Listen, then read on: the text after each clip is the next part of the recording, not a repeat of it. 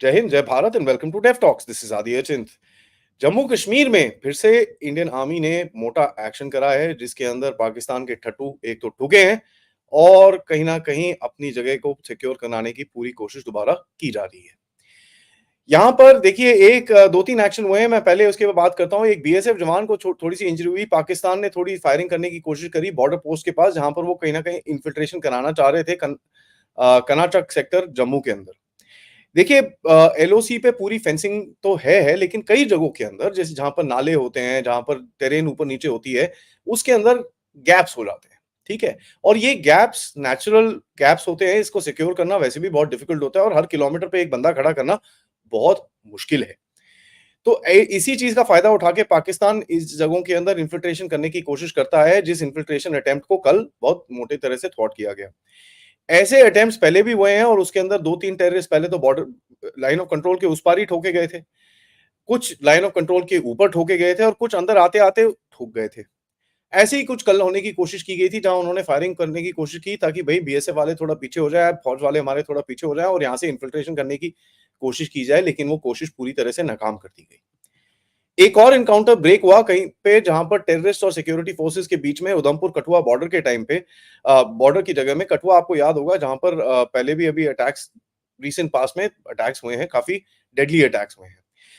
तो उस जगह में जैसे रिपोर्ट्स आ रही थी और ये हमने अपने चैनल पे कवर भी किया है कि उस जगह को अभी थोड़ा स्ट्रेंथन किया गया है, उस जगह का ग्रिड को स्ट्रेंथन किया गया है और वहां पर जितने भी ये ओजीडब्ल्यू टट्टूज हैं, ओजीडब्ल्यू मतलब ओवरग्राउंड वर्कर टेररिस्ट, ठीक है, उनको तो ओवरग्राउंड वर्कर एक फॉर्मल तरह से बोला जाता है, लेकिन मेरे हिसाब से वो सारे टेररिस्ट हैं जितने वो हैं। उनके नेटवर्क को उठा उठा के थोड़ा मिर्ची ट्रीटमेंट कर करा के काफी इंफॉर्मेशन और काफी वहां पर एक्शन चल रहा है।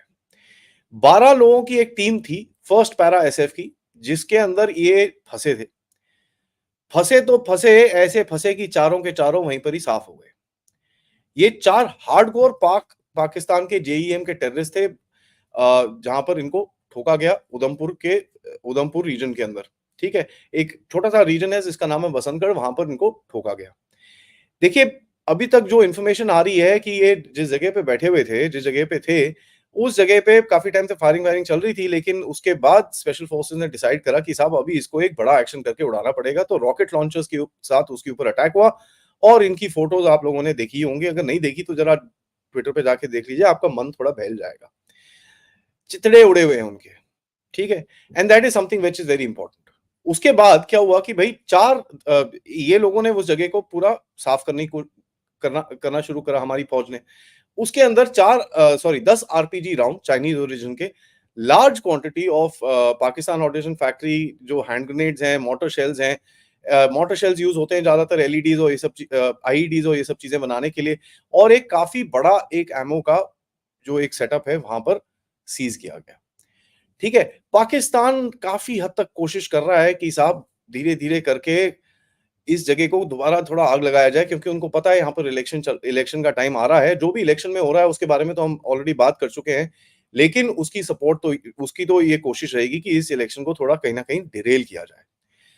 पाकिस्तान की तरफ से अगर आप न्यूज देखें इस चीज के बारे में, तो वहां पर एक बड़ा ही नैरेटिव पेडल किया जा रहा है कि साहब ओ इंडियन आर्मी ने ना पाकिस्तान के ऊपर जरा गोली वोली चला दी, तो पाकिस्तान की जो फौज है, जो टट्टुओं की फौज है, उन्होंने इंडियन आर्म फोर्सेस पे काफी गोलीबारी करी। ये जरा उनकी तरफ से नैरेटिव चलता है। पंगा क्या है, पाकिस्तान कितने झूठे हैं इसके बारे में तो पता ही है।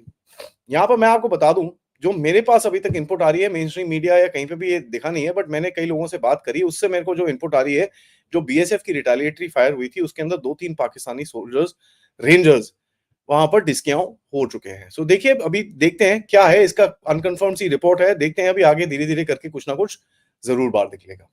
जैसे मैंने आपको बताया कि भाई Pakistan is trying hard to ratchet up tensions during the elections.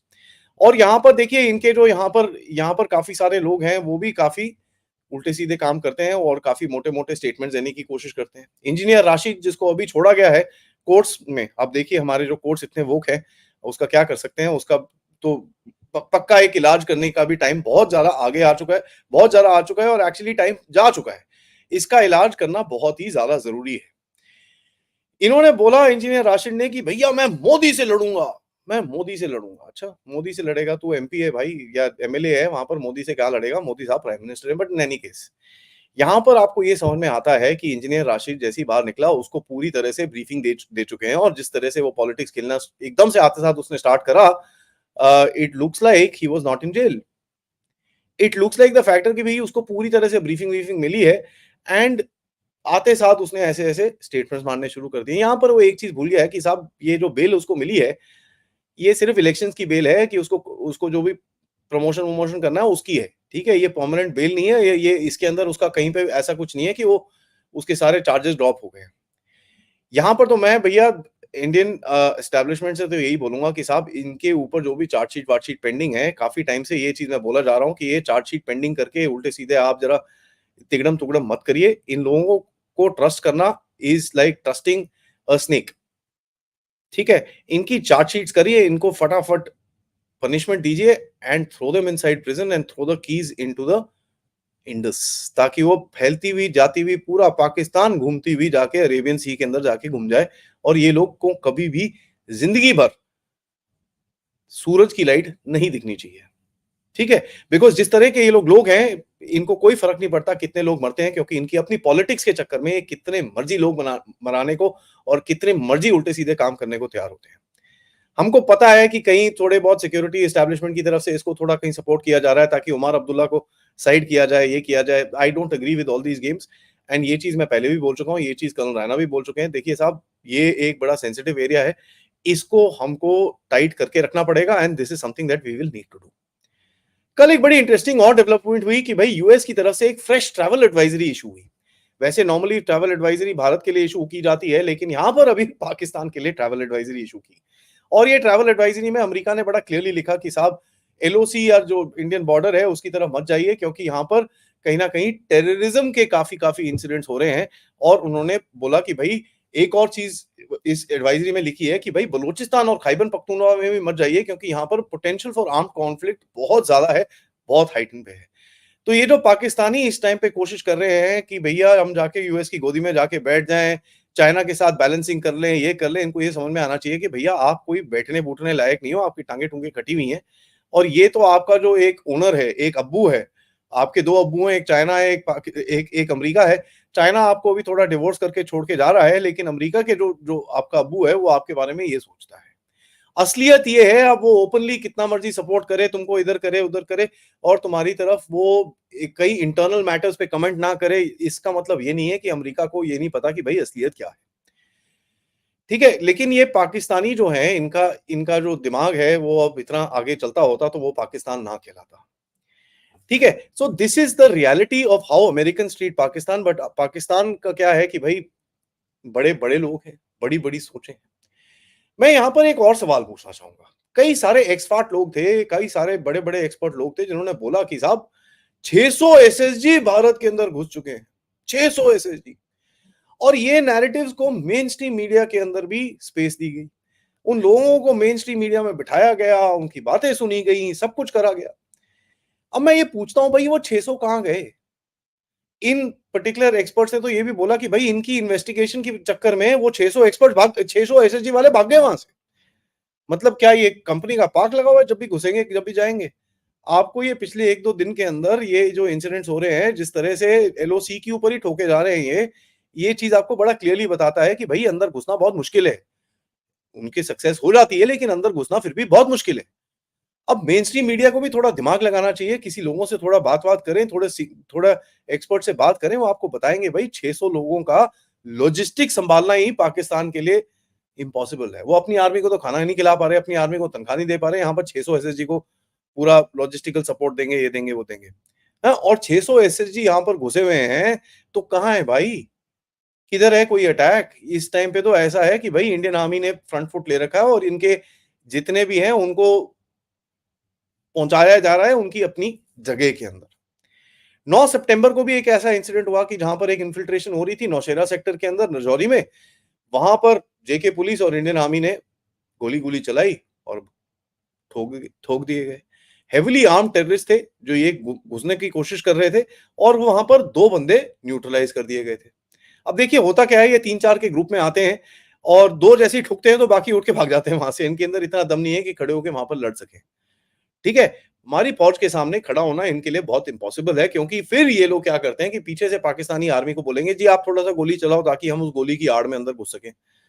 अभी कल के इंसिडेंट से आपको ये भी पता चलेगा कि ये गोली की आड़ में घुसना भी बहुत मुश्किल होने वाला है इन लोगों के लिए। यहाँ पर तो मैं बड़ा क्लियरली बोलूँगा कि साहब इंडियन आर्मी को वहाँ की 1 गोली का और यहाँ से 300 गोली से जवाब मिलना चाहिए। यहाँ पर जो जवाब देने की हमारी एक एक स्टैंडर्ड है, उसका एक एसओपी बना के ज़रा अच्छे से ठुकम-ठुकाई पाकिस्तान की करनी चाहिए। एक और अपडेट है, पाकिस्तान में जिस तरह से भारत के अंदर उल्टे काम करने की कोशिश कर रहा है कि जो बैंगलोर ब्लास्ट हुआ था रामेश्वरम कैफे में, आपको भी समझ में आ रहा होगा, उस न्यूज़ में भी आया था कि भाई वो आईएसआईएस के थे और उनका खोरासान प्रोविंस के जितने भी ये सेटअप है पाकिस्तान के अंदर जिसको आईएसआई चलाता है, उसके साथ इनकी एफिलिएशन थी। ये सब आपको पता ही है।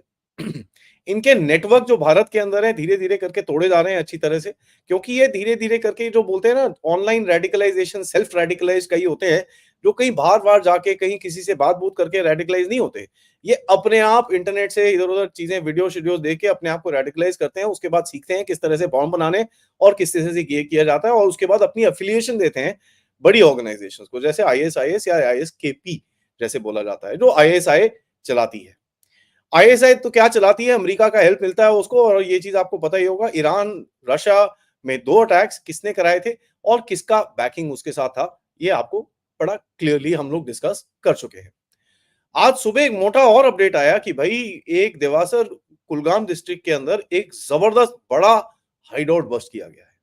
जहाँ पर 5 से 8 लोगों के रहने की पूरी-पूरी जगह थी, लिटरली अंडरग्राउंड वो रॉक क्रेविसेस के बीच में घुस के इन लोगों ने अपनी जगह-वगह बना रखी थी और वहाँ पर काफ़ी हद तक वेपन्स और काफ़ी एम्युनिशन और काफ़ी कुछ वहाँ पर मिला है। राष्ट्रीय राइफल 9 राष्ट्रीय राइफल ने ये ऑपरेशन कैरी आउट किया है, इसके अंदर इनको काफ़ी सक्सेस मिली है। देखिए, जैसे-जैसे आप इनके जितने भी ये सो कॉल्ड ओजीडब्ल्यू और जो इनके टेररिस्ट टट्टू हैं, इनको पकड़ेंगे, जितने-जितने उनकी मिर्ची ट्रीटमेंट होगी, उतना-उतना इन्फॉर्मेशन बाहर निकलता रहेगा और उतनी-उतनी चीज़ें ये आप साफ-सफाई कर सकते हैं। देखिए, डेस्परेशन इतनी ज़्यादा है, डेस्परेशन इतनी ज़्यादा है कि ये जो ऑपोज़िशन है वहाँ पर जेएनके के अंदर, वो भी ऐसे उल्टे काम करने शुरू कर दिए हैं। रविंद्र राणा जो भारतीय जनता पार्टी के प्रेज़िडेंट है, union territory Jammu and Kashmir के, उनके नाम पे एक लेटर इश्यू किया गया। कि भाई on the directions of the party high command BJP workers Jammu Kashmir में बोला गया है कि साहब आप एकदम वेलकम रैली अटेंड करिए अब्दुल राशिद शेख इंजीनियर राशिद की।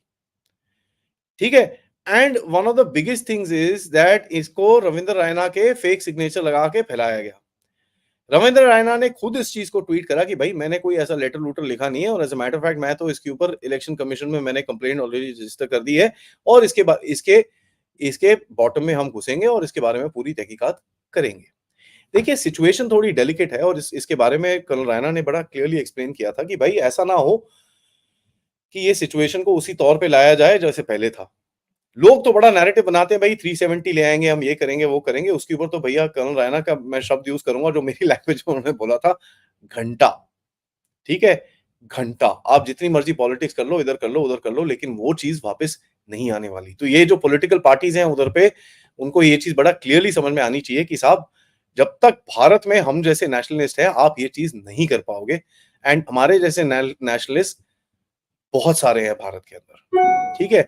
बहुत सारे लोग बोलते हैं, बहुत कुछ लोग बोलते नहीं हैं, लेकिन आपको एक बड़ा क्लियरली मैसेज देना चाहता हूँ मैं इस प्लेटफ़ॉर्म की तरफ से कि साहब इस चीज़ों के बारे में सोचिएगा भी मत, क्योंकि आप अगर सोचेंगे भी, तो ये आपके लिए बहुत हानिकारक रहेगा इन द सेंस पॉलिटिकली हानिकारक रहेगा। आप लोग ये जो एक नैरेटिव चलाने की कोशिश कर रहे हो कि साहब हम लोग जम्मू-कश्मीर की पुरानी हालत को वापस लेके आएँगे, ये कश्मीर के लोगों को बिल्कुल पसंद नहीं आएगा, जम्मू-कश्मीर के लोगों को बिल्कुल पसंद नहीं आएगा। Let me assure you this. ठीक है? तो ये जो पाकिस्तान के पीछे से उल्टे-सीधे काम चल रहे हैं और जो यहाँ पर जो जितने लोग हैं, जो उसी नैरेटिव के ऊपर अपनी नाव चलाते हैं, उनको ज़रा समझ में आना चाहिए कि साहब आप जितनी मर्ज़ी पॉलिटिक्स खेल लो, लेकिन ग्राउंड रियलिटी बदलने वाली नहीं है। वैसे भी जो आप चीफ मिनिस्टर बनने के ख्वाब रखते हो, तो उसके अंदर आपको पता होना चाहिए order of battle. Order of battle क्या होता है? जिसके अंदर सीनियरिटी होती है। आप आते हैं नंबर 7 पे, ठीक है?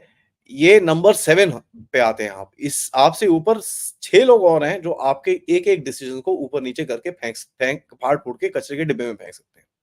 इनको ये थोड़ा समझ में आना चाहिए। थैंक यू सो मच ये वीडियो देखने के लिए। गाइस इसको लाइक करिए, सब्सक्राइब करिए एंड हमारी आर्मी की तरफ थोड़ा-सा एक अपने प्रार्थना करिए कि उनको सक्सेस मिले और उनकी सेफ्टी भगवान बना के रखे। आप इस चैनल की तरफ कंट्रीब्यूट कर सकते हैं क्यूआर कोड या फिर पेपैल या फिर सुपर स्टिकर, सुपर चैट्स के साथ।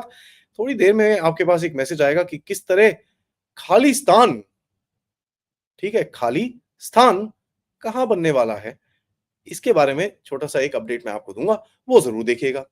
और एक और अपडेट आएगा आज आपको जहाँ पर मैं आपको बताऊँगा कि भई किस तरह से बांग्लादेश की बत्ती बंद की जा रही है। ठीक है? एंड लिटरली स्पीकिंग सो उनको ज़रूर देखिएगा, शेयर करिएगा। कल मैं वापस ट्रैवल करूँगा, सो परसों जो सैटरडे का हमारा लाइव सेशन होता है दोपहर का, वो ऑन शेड्यूल रहेगा और सैटरडे से जो हमारी प्रोग्रामिंग है, वो एकदम बैक ऑन शेड्यूल 3:15 बजे दोपहर और 10 बजे लाइव से शुरू वापस हो जाएगी। जय हिंद, जय भारत।